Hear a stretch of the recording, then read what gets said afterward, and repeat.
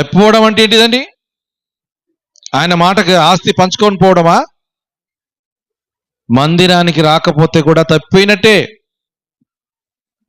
ఆయన మాట వినకపోతే కూడా తప్పిపోయినట్టే. నువ్వు ప్రార్థన చేయకపోతే కూడా తప్పిపోయినట్టే. వాక్యాన్ని నువ్వు చదవకపోతే కూడా తప్పిపోయినట్టే.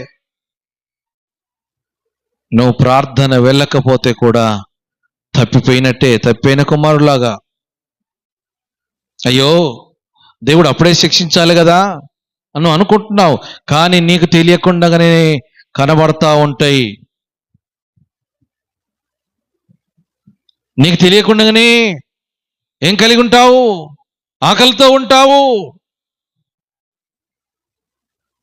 దేవుని ఆశీర్వాదం పొందలేకపోతా ఉంటావు. కానీ నువ్వు ఎప్పుడైతే లోపడతావు,